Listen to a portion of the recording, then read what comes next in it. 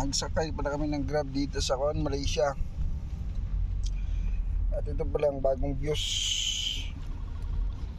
Toyota Vios new model 2026, first seen in Malaysia.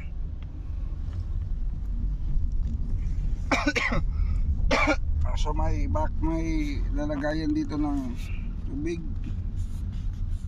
Doon din sa kabila lagyan, parang pareho lang yung forma kaso yung TV yan yung bagong Vios. Anyway, yung gasolina lang dito sa dito sa Malaysia is 2.4 per liter bing now.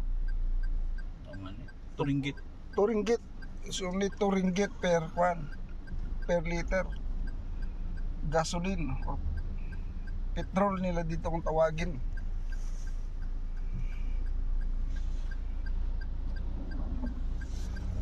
Mapapansin mo dito sa Malaysia, parang bihira ako makita dito ng Fortuner eh. Unlike sa Pinas na parang national car natin yung Fortuner. Isa ko rin napansin dito sa Malaysia, yung taxi parang amoy sigarilyo talaga. Unlike doon sa atin na hindi.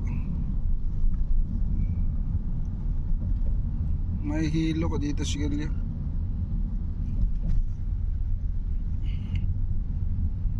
Tapos dito sa Malaysia,